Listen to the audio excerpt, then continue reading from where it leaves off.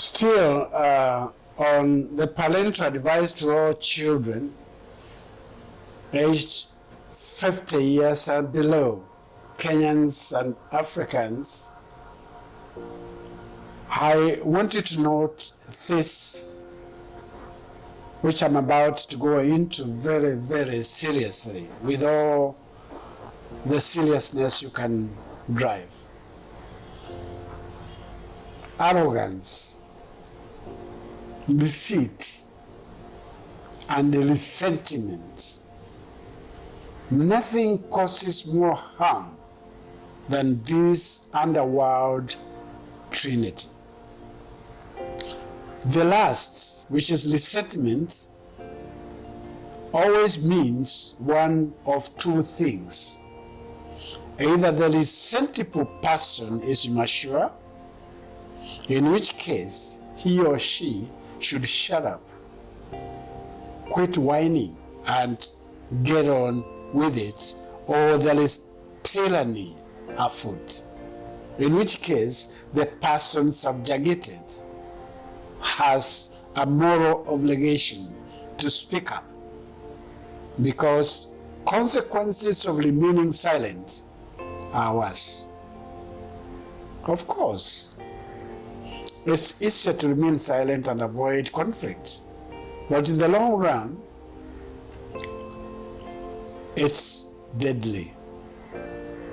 When you have something to say, silence is a lie, and tyranny feeds on lies. Humans are born in adversity. War is human intercourse, without which human life is boring. Where men are concerned, the normal state of nature is war, not peace. Any contests or conflict, including political campaigns, is a war at its level. We make rules and regulations that must always be observed strictly, but certain current leaders ignore them with impunity because of popularity conceits. They convince their gullible followers that their votes have been stolen, and we end up fighting each other. The law enforcement institutions and those charged with the responsibility of supervising elections must be of a very high integral character and courage to see the exercise aid smoothly. They should have very high emotional intelligence, also known as success intelligence, that makes them good at handling life challenges such as fear, loss, hunger, and boredom. This intelligence is located at the gut. They must pull up their socks and bite the bullet. They should be able to prevent violence before it stamps out by taking charge and being felt at the theater. I will move now to one part of the government. Our government has three parts: the executive, the legislature, and the judiciary. We have a judiciary composed of the legal academic discipline only, a third portion of the Kenyan government. The executive and the legislature are both composed of all other academic disciplines trained countrywide. Hence, more is demanded of the judiciary because of the importance of what their discipline entails. I personally challenge them to do the following in order to deliver what Wanjiko deserves.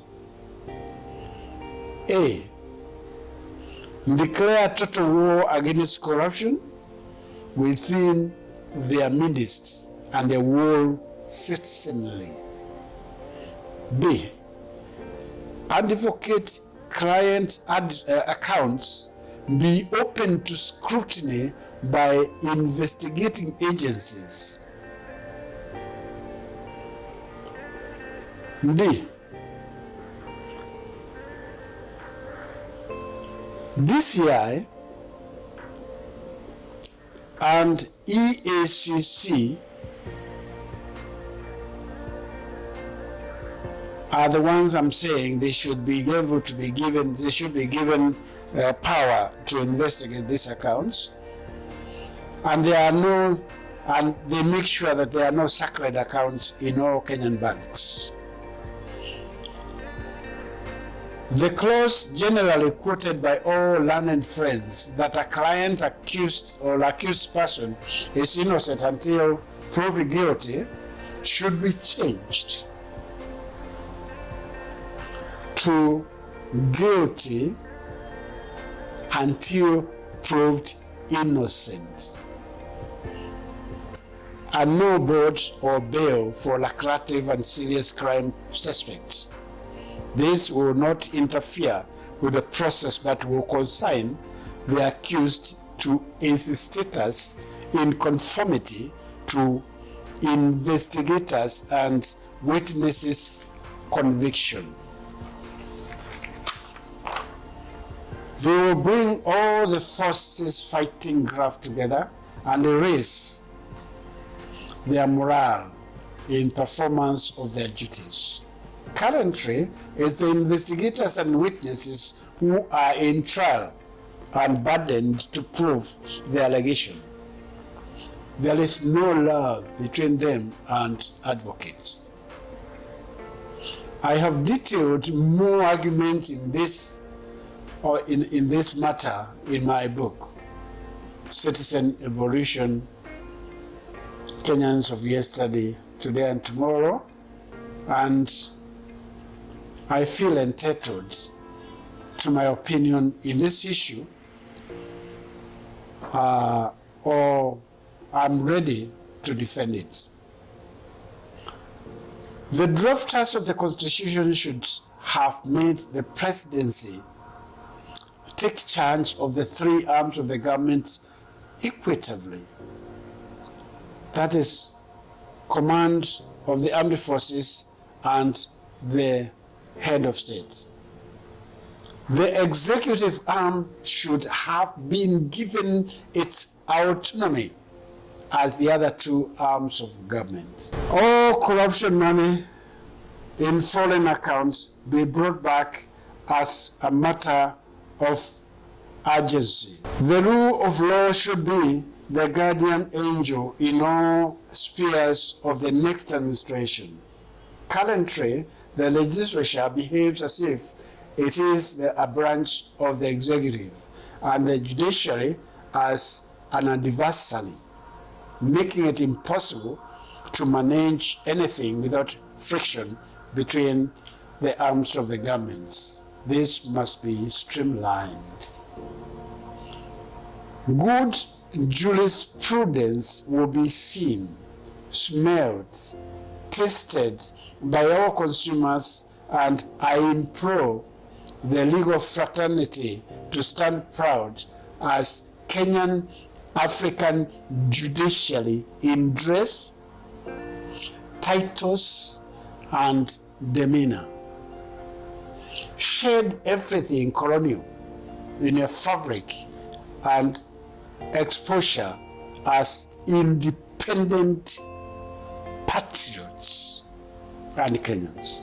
And finally, I would say that as an emergency, all corruption cases should be handled with total deterrence, no bail for suspects, and minimum degree of proof.